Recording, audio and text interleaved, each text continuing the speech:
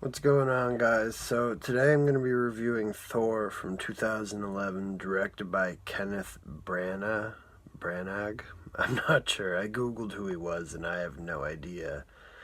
No idea who he is. I looked him up. I know not really any of his movies. I've seen a couple that he was in but not directed by, so that didn't really, like, going into it I wasn't really sure what to expect director wise.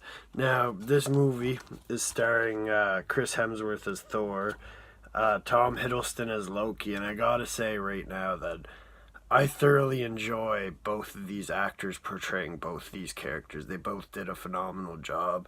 I love Tom Hiddleston as Loki. I can't get enough of him, and Chris Hemsworth as Thor is just so awesome to see where he's gone into in Thor Ragnarok, like just his whole transformation. But yeah, it's also starring Anthony Hopkins as Odin, Natalie Portman as Jane Foster. They give like okay performances, I guess. They give like their average performance that you get out of them movie. Um, we got Idris Elba as Heimdall, Stellan Skarsgård as Professor Eric Selvig, and I thoroughly enjoyed his acting. I like him in just about everything I see. I guess he's Bill Skarsgård's dad, the guy who plays Pennywise in the new It movie. Clark Gregg returns as Phil Coulson. He's appeared in every MCU movie so far, I think. I have to go back and double check that, but actually, I don't know. He's not in Hulk, I don't think. I'd have to go back and look at my review.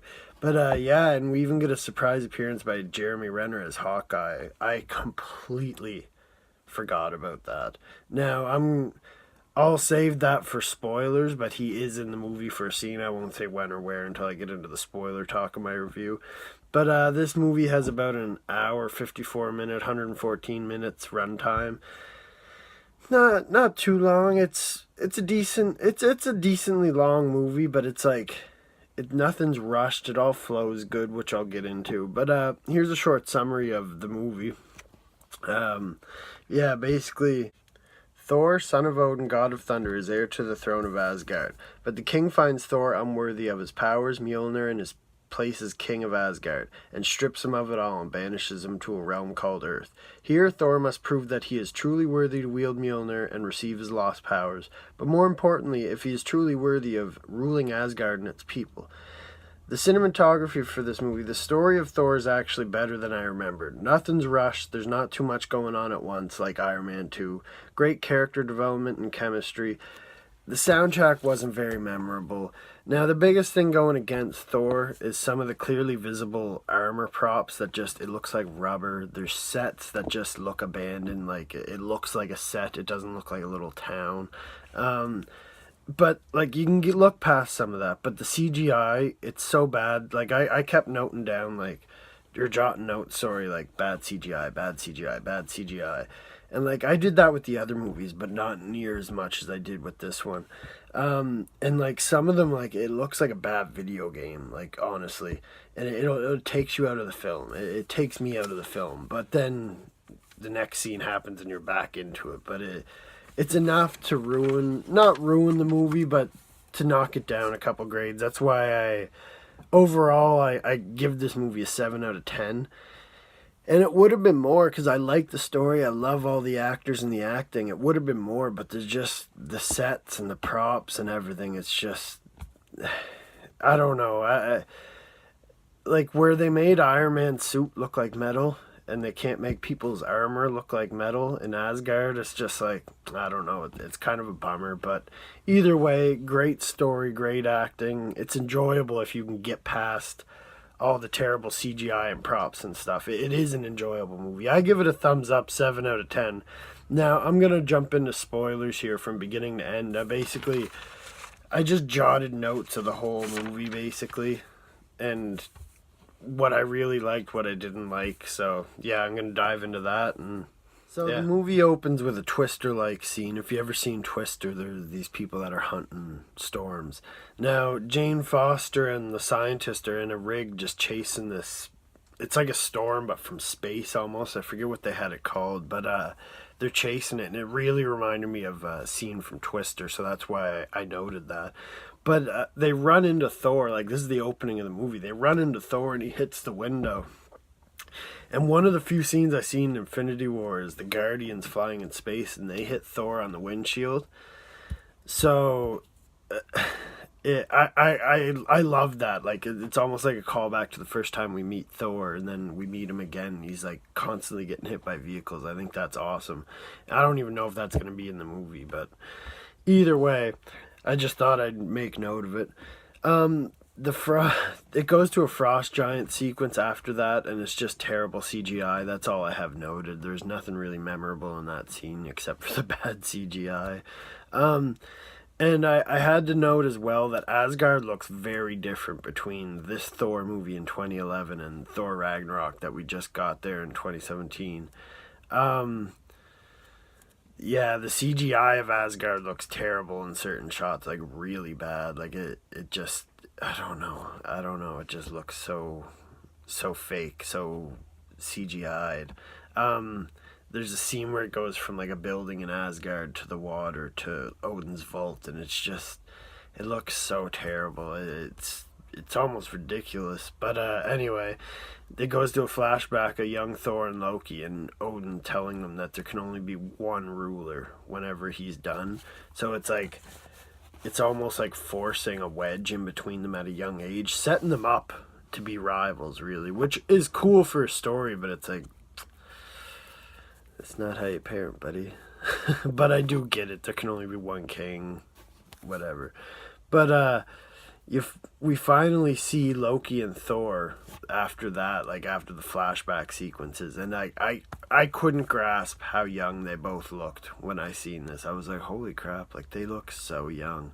And it's only been like 7 years, like that's crazy. But yeah, I also made note, I didn't know Asgard has horses. Not that they can't have horses, I just would have expected them to have like horses with wings, like Pegasus. I don't friggin' know. But the frost giants actually look badass when they're not 100% CGI. Like when it's just makeup and stuff, they actually look kind of creepy. Like I love the look of them.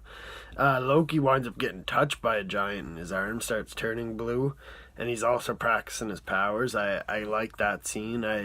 I forgot that Loki was even blue. Like later on it shows him his true form. I want to see that again in like Infinity War. Before we're done with Loki, I want to see his true form again. I love it. But yeah, Thor goes to this planet to kill the people that broke into Odin's vault, and then it's the frost giants that did it. And Thor destroys, like he brings the thunder and lightning down and just smashes the ground, and the ground just starts crumbling, killing all these frost giants. And then there's this big monster chasing the rest of them, and Thor just comes flying at him and goes right through his mouth, out the back of his head, and like you can see the hole in his mouth. It looks crazy. Like that's probably one of my favorite scenes in the movie. But yeah, like Thor is friggin' strong. I didn't realize how strong he was. Like I knew he was a god. I knew he's strong from Avengers and stuff. Like I never seen this movie from beginning to end. I've only seen I seen it all, sorry. Like I seen one half one time, the first half another time. I never watched it beginning to end for the whole movie until last night, so I appreciated it more. Definitely seeing it from beginning to end. But then Thor gets banished to Earth, as I said earlier, and he's like, what realm is this? And he's beating up doctors, and they're like jamming him stuff. He's like, I'm Thor, son of Odin. It's just I love him on Earth is just awesome, especially his first time being on Earth. He's just so out of place. I love it. Yeah, like, and all the geeky space talk between the scientists. I don't really know what they're saying all the time, but I love that stuff. I can't get enough of it. And then it goes to Thor's hammer in the ground, and Stan Lee's. Sorry, not Stan Lee. It is Stan Lee, but I ruined that. There's a truck pulling the hammer trying to get it out, and then it rips the bed of the truck off, and then Stan Lee pokes his head out and says something, and it's just, you never expect his cameos when they happen. I love it. But yeah, right after that we see Coulson. The scene that we see in the post-credit scene of Iron Man 2, we actually see I believe, that same scene in this movie, like Coulson saying something on the phone, and then all the agents roll up and whatnot. But then you find out that Loki sold out Thor to Odin and got him banished, and that's why, like, Odin appears at the end of that frost giant fight and then banishes Thor. And you find out Loki actually sold him out. And then after that, he touches, oh, I forget what it is. They have this big blue thing of power that Loki picked up, and he sees his true form, like blue red eyes. He looks crazy. Almost looked like the Night King out of Game of Thrones, except red eyes instead of blue. But yeah, this leads to him discovering he's a frost giant, and I love the character development of Loki in this movie. Like, this movie should have been called Loki in my eyes. Like, I love it. I mean, it is a good Thor story too, but it really seems like it's Thor and Loki. It's not really a Thor story, it's both. But you're not going to name, especially in the beginning of the MCU, you're not going to be like, let's make a Loki movie. But yeah, Thor smashes the cup whenever he's back on Earth. He's like drinking, and he just smashes it on the ground and just shatters, and they're like, what the hell? But then after that, he's walking in the middle of the street. It's funny to see a god from another planet on Earth for the first time, just not knowing what's what, really, right? It's just funny. It's comical, which is what Marvel does. But Loki becomes the temporary king of Asgard, and I only really noted that because of the fact that I think he's been king of Asgard more in these movies than Odin or Thor or anyone. Like, anytime you see him, he's freaking king of Asgard. At the end of the next one, I believe, he becomes king of Asgard, and he's king of Asgard until Thor Ragnarok, so I don't know how long that would have been, but anyways, as the movie progresses and Thor's trying to break into they basically made this campsite around his hammer, and he's trying to break in to get to his hammer, and they send in the specialist to get him or whatever. I forget how exactly the scene led into it. I was just blown away because I completely forgot that he was in this movie. But it shows the camera view of all these guns. It's like going up and down, looking at all the guns. It looks at this gun, and then it looks to a bow, and then he grabs the bow. And I was like, is that Hawkeye? And then it goes to a scene where he's like talking to him, and he's like up there getting ready to shoot, and it sure enough is Hawkeye. I completely forgot that Hawkeye and Black Widow were both in the MCU before the Avengers. Like, when I watched the Avengers the first time, I don't think I had seen Thor, so it was my first time seeing Hawkeye. But looking back on it now, I love that they've all been in it and established before Avengers. Like, that makes me appreciate Avengers so much more. Thor tries to lift the hammer, he can't get it, and then Loki goes to Earth, tells Thor Odin's dead because of everything Thor's done, led him to dying or whatever. And then Loki attempts to lift the hammer up, and he can't get it, which is just funny to see him try, though.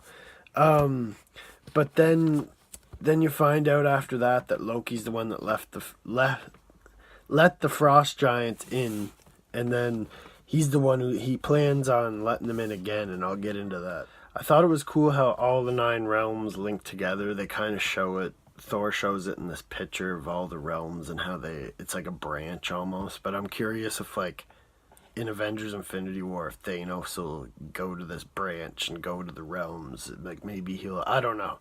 I'm just curious if there'll be more about it. Maybe there won't be. It doesn't really matter. I'm just overlooking it, I'm sure. But after that, I noticed Thor's friend's armor looks like rubber, and it's not the first. Once I noticed it, just every time I seen him, I was just like, that's not real. That's not real. And it does take you out of the movie a little bit. But, I mean, what can you do? That was when they weren't as high budget of movies, and they weren't guaranteed people were going to go see it. So I get it. I get it. But Loki freezes Heimdall, but not for long. Like, he freezes him into like a big thick thing of ice, and then Heimdall just kind of shatters out of it. It's like, okay, I was kind of hoping someone would have saved Heimdall, but I'm not pondering on it too long. And then the Destroyer shows up, basically this big metal thing that shoots fire out of its face, and it shows up on Earth, and I forget who it was, but they're like, is that one of Stark's? And Clark's like, I don't know, he never tells me anything. Or Agent Coulson, sorry, Clark Gregg, the actor. But back then, it was a big thing to have something like that in this movie. Now it would be nothing to see it in the MCU. But yeah, I just thought I'd mention that. And then it's cool. I thought it was cool too. The Destroyer's like has to turn his body around, and all his metal just start linking around. He basically just reshapes his body from looking this way to that way without actually doing anything really. It looked pretty cool. Like, that's what I mean. Some of the CGI does look good. Some of it's just really bad. Now, the town set where the Destroyer shows up, where the last little showdown on Earth goes down, it looks deserted. It looks it looks like a prop in the middle of a desert. And they could have had like 2 or 3 people running in each direction. I'd have been like, I would have been sold. But I don't know. Little things take me out of movies. I don't know. But Thor winds up sacrificing himself, and that's how he becomes worthy again, is he sacrifices himself for the people of this town, even though there's no one in the town. But the Destroyer backhands him, and he just goes flying, and he's just mucked, and then the hammer comes flying to him, and then he magically has his outfit on. I didn't know his outfit came with his hammer, but whatever. And then yet again, another anticlimactic fight scene. That's the thing about these Marvel movies so far. They such good movies, and then you get to the end and they just don't know how to end it. I don't know. Like Thor and the Destroyer are fighting in this big tornado, and like the Destroyer's just blasting fire at him, and Thor's just like flies into him, and you see his face, and then it goes to a faraway shot of like the tornado blowing up, and the Destroyer's gone. Thor won, I guess. I don't know. But he won, so I guess whatever. But yeah, Loki winds up leading the Frost Giants into Asgard to kill Odin while he's dying. He's not actually dead. And yeah, he kills the leader of the Frost Giants to make himself look good to the Asgardians. And then he wants to kill their whole race, like the whole race of Frost Giants. And that's basically the last sequence of the movie, is him trying to kill the whole race of the Frost Giants, and Thor's like, no, like, father wouldn't want this, basically. And then yeah, they get into a fight. The CGI sucked when Loki blasted Thor through the wall out the building. Now they're on the Bifrost Bridge, and Loki tricks Thor, and then I think stabs him or something, and then he makes like dozens of Lokis appear, and then Thor's just brings the lightning down, smashes the ground, and shocks them all away, and the real Loki falls on his ass. And then Thor goes up with the hammer and puts it on his chest, and Loki obviously can't move because the hammer's on his chest. That little part is another one of my favorite scenes in the movie. But Thor figures out the only way to stop the Bifrost Bridge at this point is to break it, to stop it from doing what it's doing. And he just starts coming onto the bridge, and then he breaks it. And the thing explodes, and the water's going everywhere. The Bifrost Bridge is breaking. That room where they go in is falling off into space. And I thought that scene looked awesome. I don't know. It just... The special effects looked awesome in that scene. It's like they put all the money in certain scenes, and then other scenes it's just whatever. But yeah, by saving this race of Frost Giants by breaking the bridge, Thor actually broke his only way back to Jane. So it's kind of like he actually did become worthy, but it's kind of sad in a way, because he was obviously starting to like this Jane girl, and she was starting to like him. They even kissed. But yeah, Loki and Thor are hanging on the bridge, and then Loki just lets himself drop into space and disappears, I guess. But then the post-credit scene in the movie is Nick Fury and Eric Selvig, the professor from the movie, discussing the Tesseract and going on about how it's like, how powerful it is and whatnot. And Loki then appears like off in the distance, and he's like, well, I guess that's worth a look.